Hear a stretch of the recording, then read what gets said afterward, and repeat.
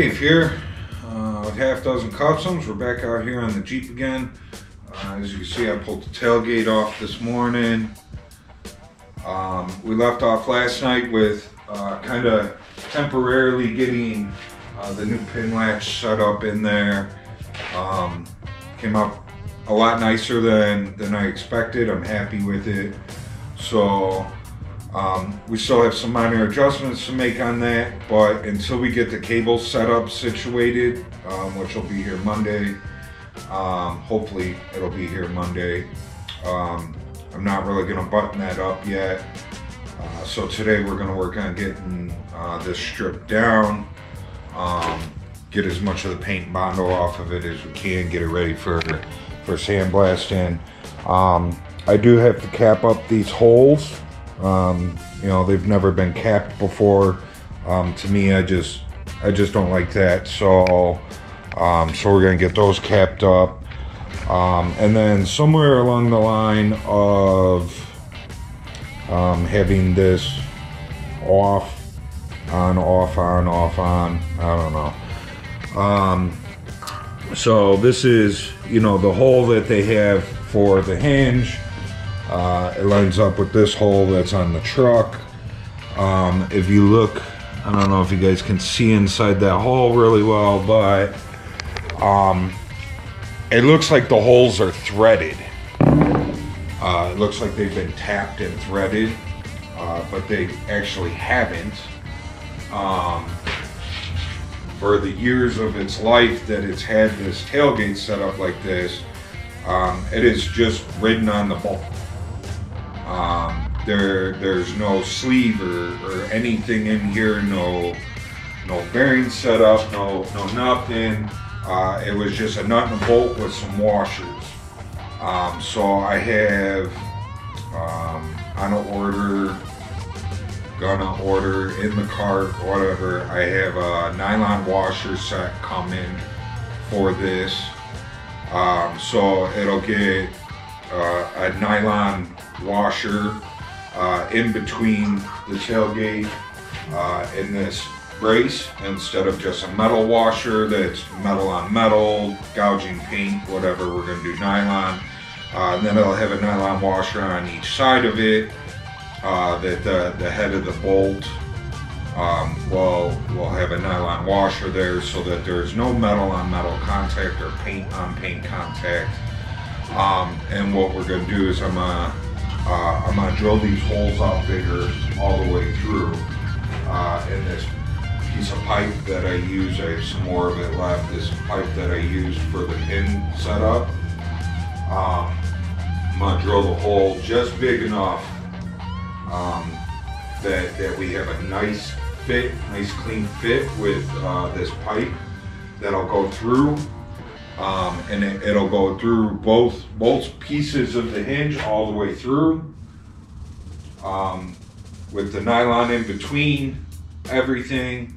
And then when you go to bolt it together, the bolts actually won't be clamping on these pieces anymore like they were before. They'll actually, when you tighten them up, they'll clamp down on that pipe. And then the tailgate will hinge on that pipe instead of on the bolt. And then it should be a way smoother open and close, because before it was a very loose fit. Like, you could lift up and down on the tailgate, everything kind of moved. It moved side to side, it moved up and down. You know, the gap would be real wide on one side but tight on the other, and then you push over on the tailgate and it would slide over to the other side. So we're going to try and tighten that up and clean that all up without spending a bunch of money on redoing the hinge setup. So I figure if we put a sleeve in there and then we clamp down on that sleeve, the tailgate will actually hinge on that. And then, you know, you don't have the bolts, you know, the threads of the bolts are all chewed up on those bolts from the hinging on them. You know, you can see that the holes look threaded, and it's just from years of it riding on that bolt and bouncing around. If anything ever wears out on it, it'll be that sleeve. and then you just replace that sleeve. So, and you can grease it all, the sleeve, you know, the sleeve, it'll all be greased and nice. I would say if there was enough room in there, I would put a grease fitting in there, a Zerk fitting, so that you could grease it. But there's not going to be enough room in there for that. So we'll just grease it by hand before we put it all together, and you know, everything should be good. We'll make sure we get a bolt that fits perfectly inside this pipe so that there's no play, no slop, and it'll be good. So I have the idea of what I'm gonna do here. We just got to tackle that. So, but first I'm gonna start stripping this. I got the old burnishing tool out again. Need to just get my safety spectacles and a mask. Safety spectacles are on my head. 'Cause I'd find you. Where I never find them.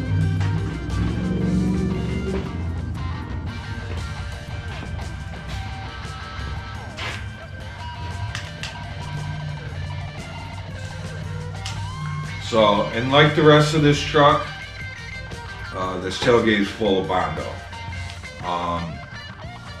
Now, I'm not going to redo anything on this tailgate. We're just going to get it cleaned up, sandblasted, and I'll re-Bondo everything.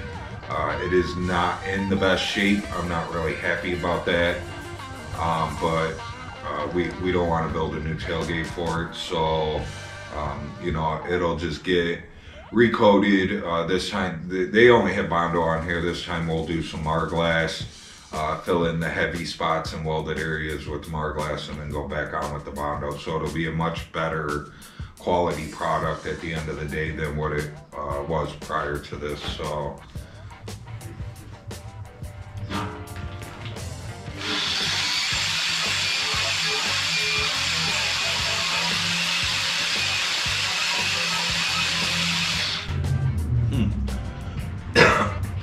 First I came across this thing was actually white before. This tailgate, you can see the last thing that's coming off here is white. Makes me wonder, I have a white one out here. They both came from the same family. I wonder if this tailgate at one point in time may have been on the white one.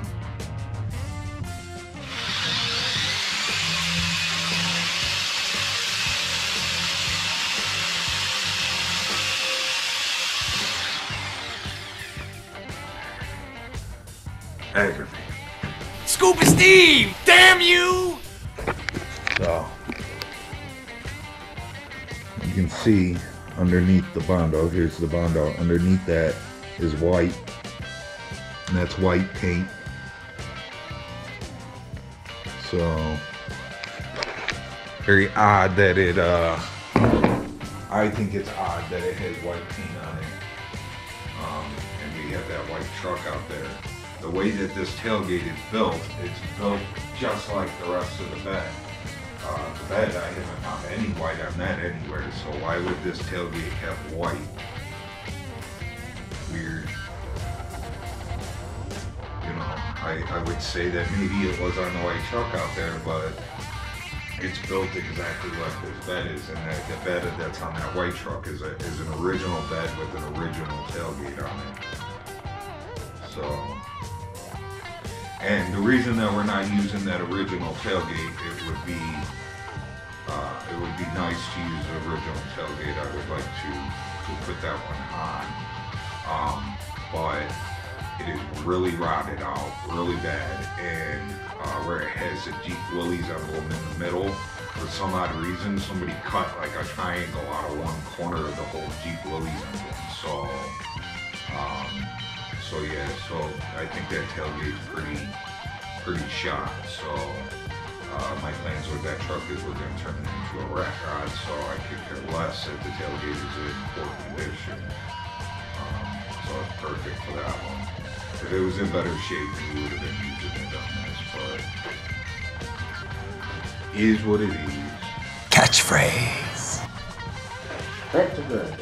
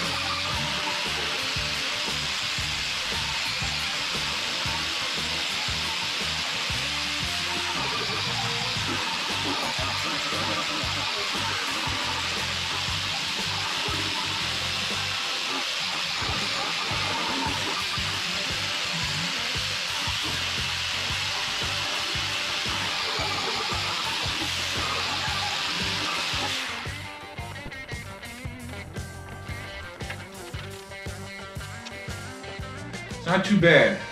There's a good ding in here that I'm feeling. But other than that, it's not as bad as I had thought. Like when I started stripping a little bit away for these new tabs to go in, like I wasn't liking what I was seeing.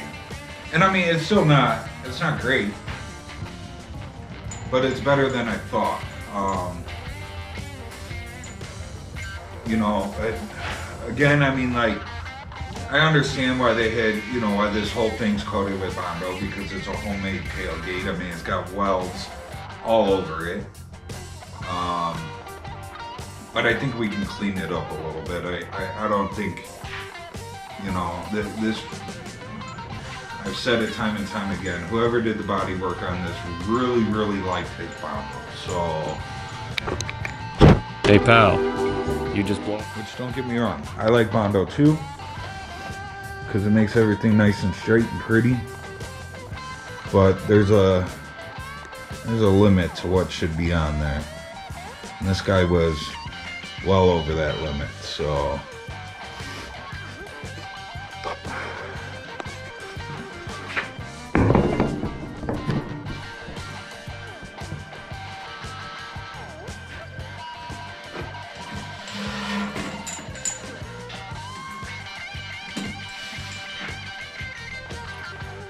So, we'll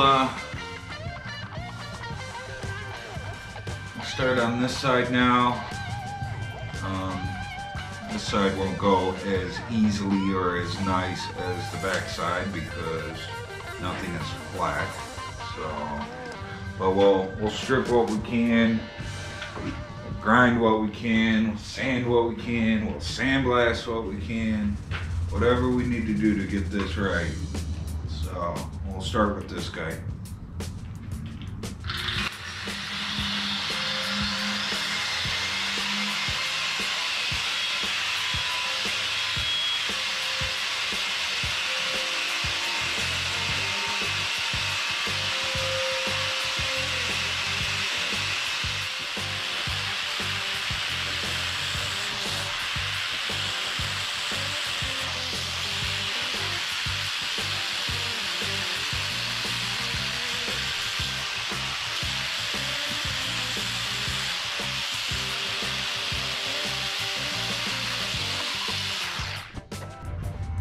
Okay. Still got a lot to clean up on it, but my God, does it just, it looks so much better.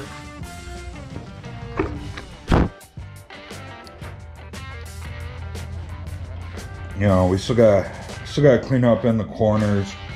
That'll all get done with the sandblaster.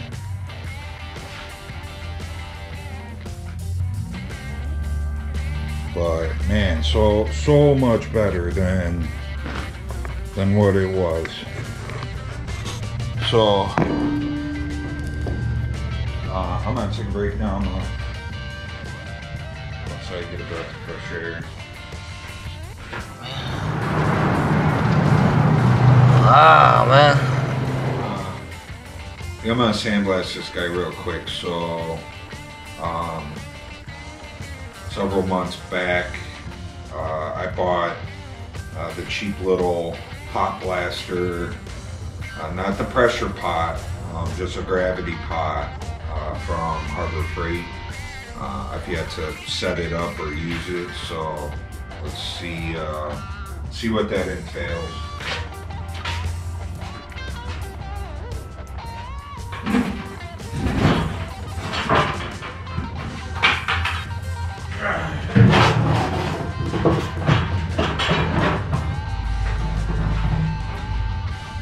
So it's just this guy.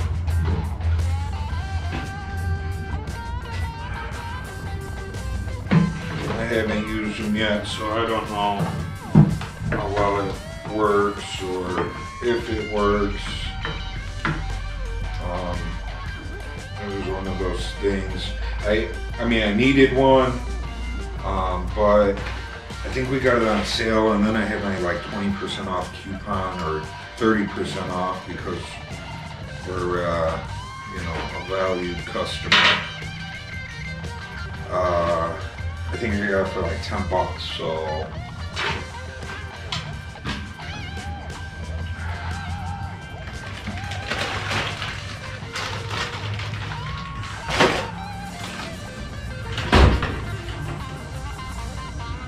How can you say no for a $10 little blaster? Hopefully it works decently. I know the sandblasting cabinet that I have works really good, but the gun sucks. The trigger jams up with sand all the time and just stays on. And I always got to take it apart and I clean it all out, and you know, it takes me 20 minutes to get it all cleaned out, and then you put it all back together and you start sandblasting and it just does it again. It's aggravating. I got a new gun for it, but I haven't switched it out yet. But this looks very similar to what's in the cabinet, so.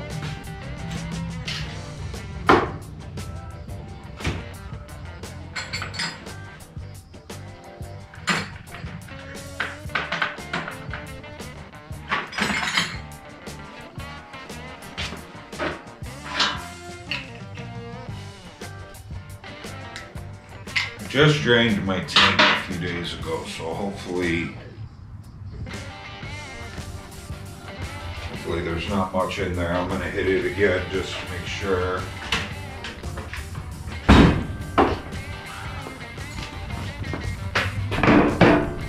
So let's see, I probably just did this 4 or 5 days ago.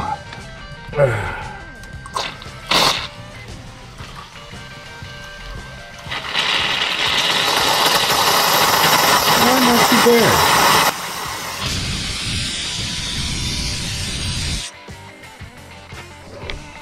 Not too bad. For some odd reason, like, you know, I've had shops in Illinois, worked in them, had, you know, my garage, worked out of that. I never had such a moisture problem until I moved down here to Indiana. Now, I mean, the moisture is just horrible. The cement, it just sweats. You know, you get something in bare metal, you can come back out the next morning and it's got surface rust all over it. I never had that problem in Illinois, ever.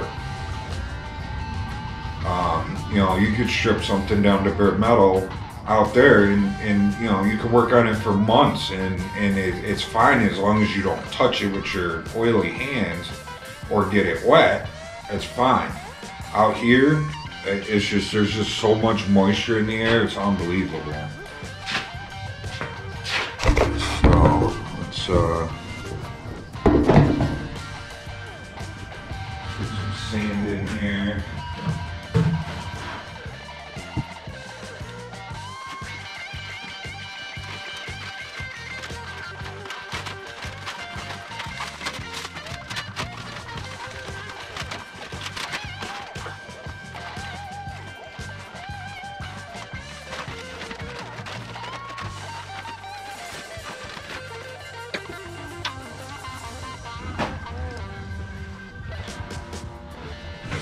Can of oil I had out there from making the tucking fork and heat treating it. I keep forgetting it's out there. Okay.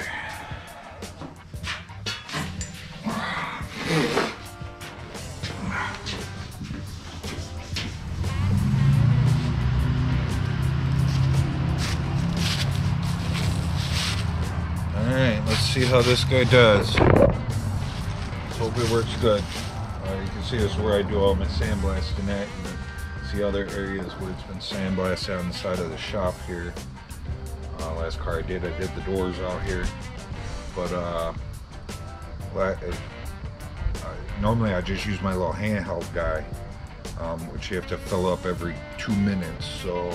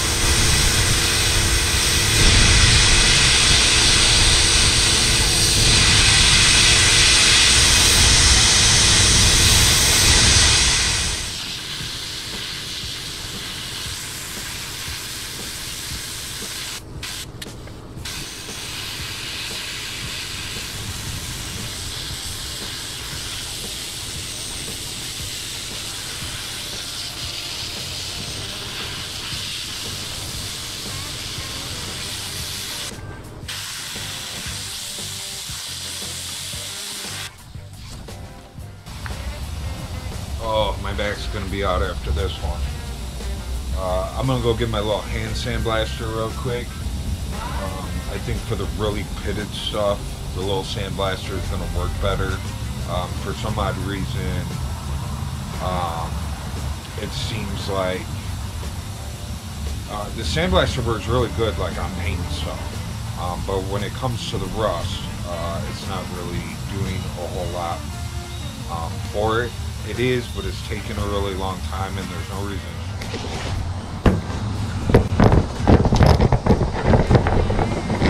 Alright. My camera died when I was in the middle of talking to you guys. So I went and just grabbed my little hand sandblaster. I think this thing sprays at way more pressure than that thing does.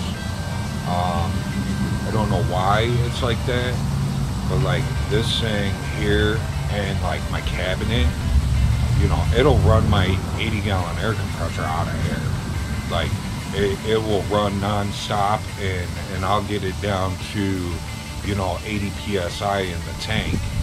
And the sandblaster won't even want to work anymore, and I'll have to stop and wait for my compressor to kick back, you know, catch back up.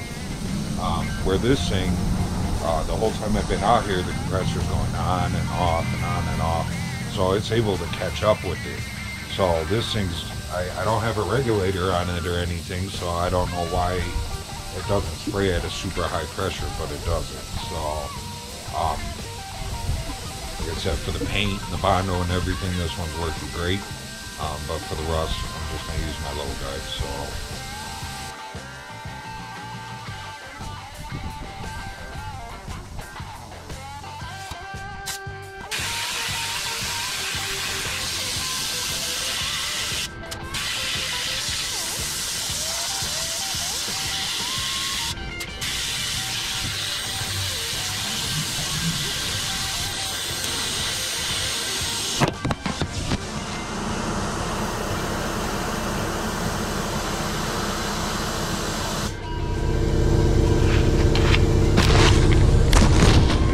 Where'd you guys go? Fear not, for you are found. I was looking all over for you. I was like, who the heck stole my camera?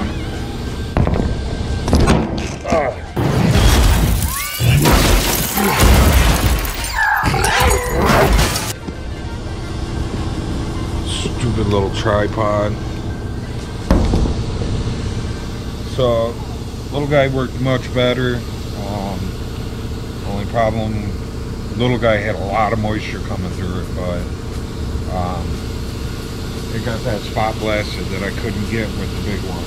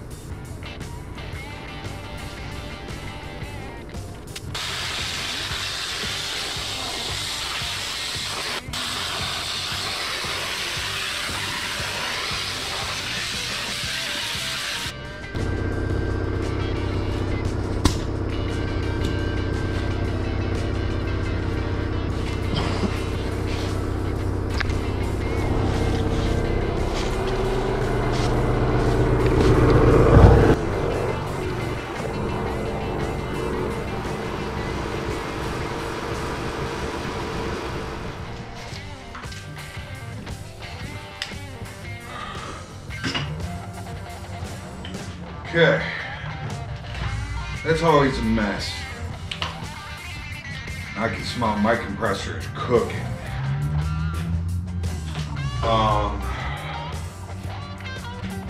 So I think it all came out good. That little sandblaster, you know, for the money that thing costs, it's not horrible.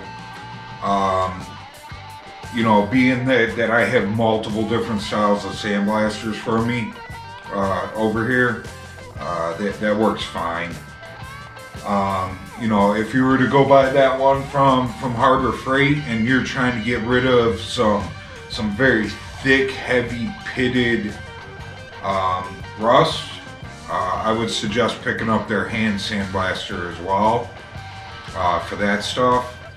But the rest of it, light surface rust, paint, primer, Bondo, you know, that sandblaster did just fine. So, but the heavier stuff I use a little guy on, and it's not too bad. I think I'm pretty happy with it. All this black stuff that you see on here, that's not rust. That's actually, the black stuff that's on like the cold rolled steel.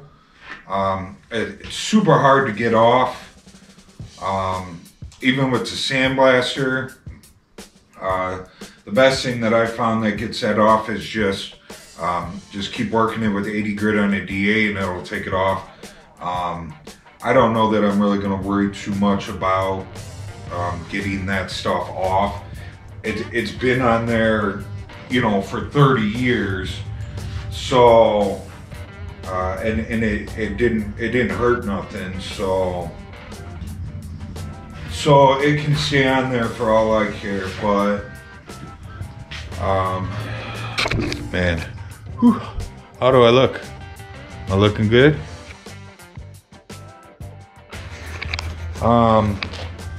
So, but it came out pretty good. You know, there's some, you know, the one thing that I don't like is, I don't like their welds here.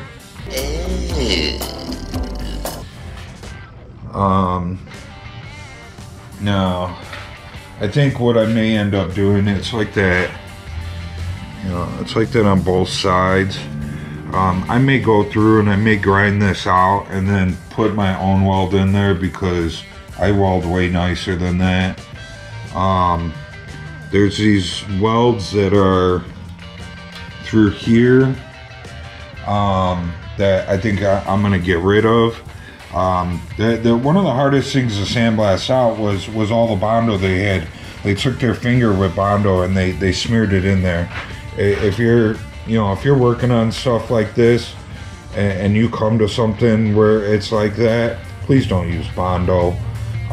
Use seam sealer. Bondo cracks. This stuff, it was cracked all the way around. And then moisture gets in there and it rots out. So use seam sealer if you're coming to that. But I'm gonna grind these out. I'm gonna grind this out. There's the one dent that I said there was a dent in here. So I'm gonna try and hammer that out. This stuff's thick, but I'm gonna try and see if I can hammer that dent out a little bit.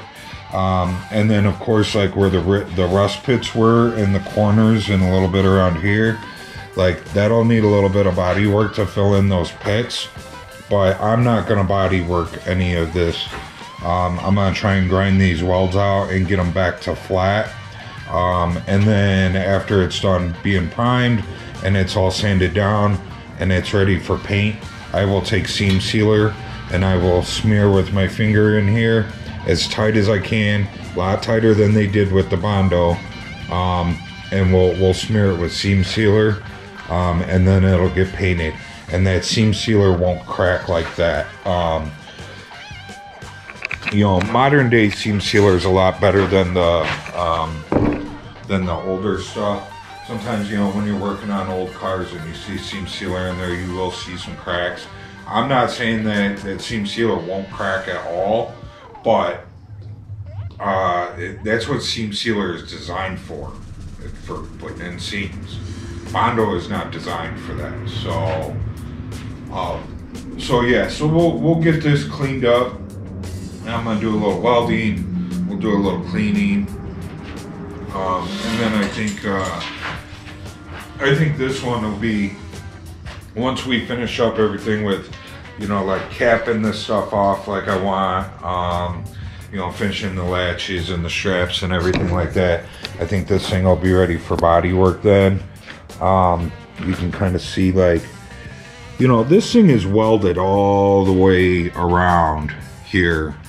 So they don't need those welds that were in there that they were trying to cover with that Bondo. So, I mean, technically, if you can get, if the other side is clean and you can get it to fill in with some primer and paint, I would much rather see it get filled in with some primer and paint than Bondo. But yeah, I think this looks much better. It came out pretty good. Just, you know, got some stuff to work on and clean up a little bit, but not too bad. For what this thing was, it was yucky. So it was yucky. God, yucky. Now I'm yucky. I'm going to take a shower. I'm out, y'all. High five. Oop.